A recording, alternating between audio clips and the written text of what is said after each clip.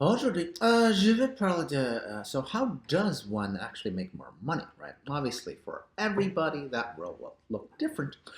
But I think I am pretty qualified as someone who didn't start up making good money, but ended up making almost 30x at the end of his corporate journey, and so was able to retire way before the average Joe. Yeah.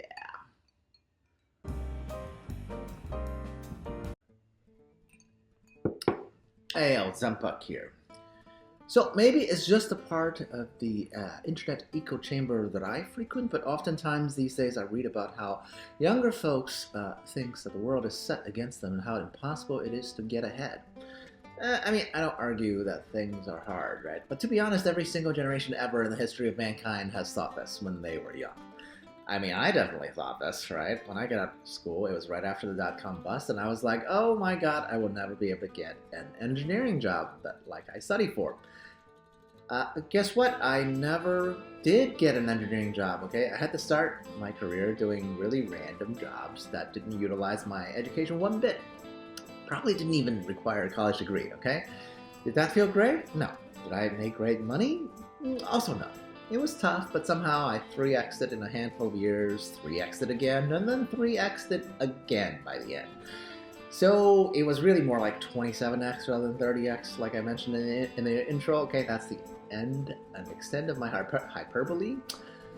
Okay, my point though is all my career I've only had a single source of primary income, and I don't have an advanced degree, outside my bachelor. So I think I am pretty qualified to talk about what a realistic path is to a pretty upper middle class, almost close to what I would call a rich income. Okay, I get that we're all coming from different places, so my advice won't hold for every single person out there, right? But at the very least, I'm gonna keep the advice general enough.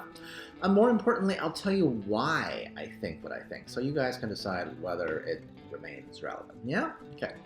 So if you enjoy some random rants from a dude with clearly no production skills, like, subscribe, share, comment, or whatever you want to do, because I'll be great regardless, and I just do these for fun. Hit that bell icon. I, again, personally have never hit that bell icon, but I'm asking you to do something on this platform that I don't do. There you go. Casual hypocrite about a minor internet detail.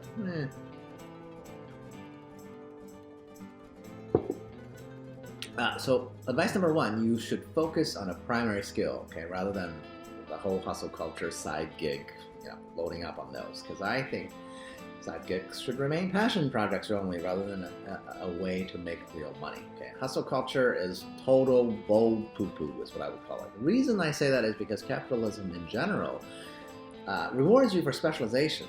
Building your resume around a focus, ideally a niche focus, is the easiest way to become indispensable to your employer, right? Side gigs are mostly just distractions, right? I especially hate side gigs that are currently, in the gig economy kind of stuff, such as driving for Uber or DoorDash.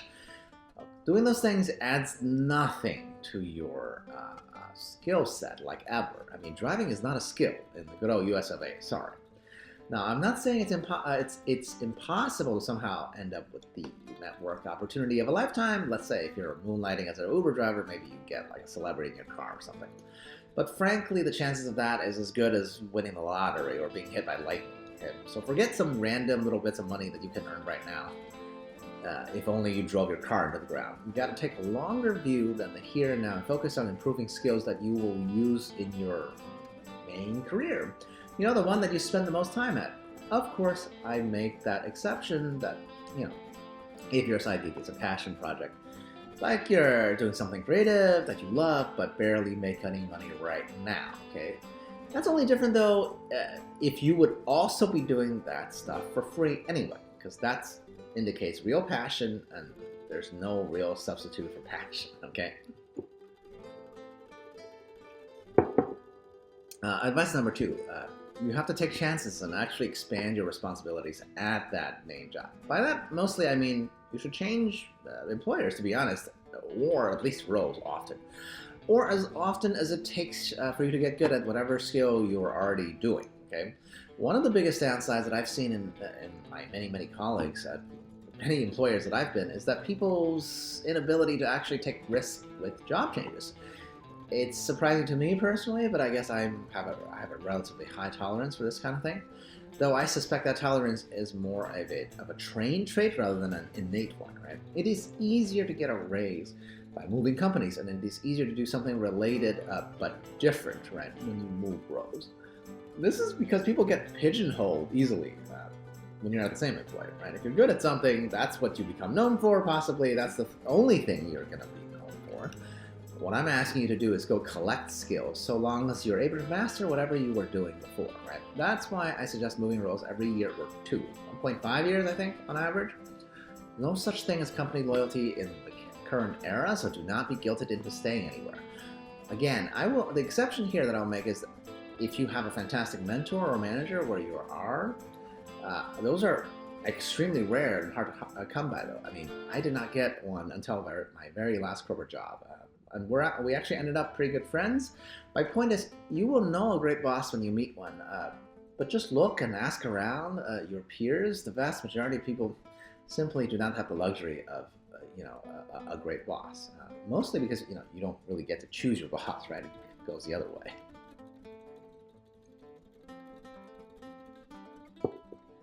Now, last piece of advice, right? I think you should move somewhere where opportunities actually exist. This is probably the most situational of my advice, but it's also, I think, the part that ends up being ignored a lot, right? I hear a lot of complaints from just regular people on the internet about, cost of living and coastal bubbles, but then at the same time about how there's no opportunities where they live, okay? So cost of living thing, yes, that's true, but you have to think about why anyone would pay a lot to live somewhere that may not seem worth it. The reality is the high price or high cost of living indicate that those areas are in fact worth it, because literally competition is what drives up prices to begin with. So for people who complain about the lack of opportunities, you're also probably right. There's tons of stagnating areas, even in a rich country like the USA, right? The funny thing is that almost every area does have usually some sort of businesses or industries that thrive. The only difference between a smaller town and cities, though, is that in smaller towns, the industries that do make money can be very entrenched and therefore hard to get into unless you're a Nepo baby. The solution is simple. Just move to one of the coastal bubble areas, okay? It may not even be forever. Maybe you just move there for a decade or two to make your fortune, then you can go back home if that's what you want. People do this all the time. Sure, there's also a nepotism in cities, right? But there are way, way, way more opportunities comparatively where companies just prioritize, the best folks because they would likely make them the most money rather than someone's kid, right? If you stay in a dying town all your life, then please don't complain that there are no opportunities, right? Because in the developed world, there's absolutely almost always an urban center where the ambitious and capable can get ahead. The only limitation is your willingness to do that or your imagination. Now, in conclusion, if you follow my advices, will you definitely succeed beyond your wildest dreams? No. Okay. But I am a cynic. But still, even as a cynic, I'd say if you follow all three pieces of advice, you are at least in a much, much better position to succeed, okay?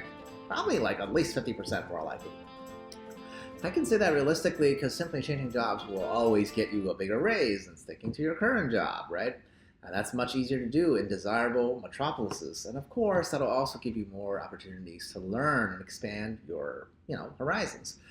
By the way, if you change jobs every couple of years, you'd incidentally improve your interview skills and be way less scared of layoffs because, you have just gone through this process of starting anew, probably like within the last year or two, right? Anyway, am I off my rockers because I'm some old fogey these days, according to the internet? Yell at me below if you want. Until next time, cheers. I'll approach it.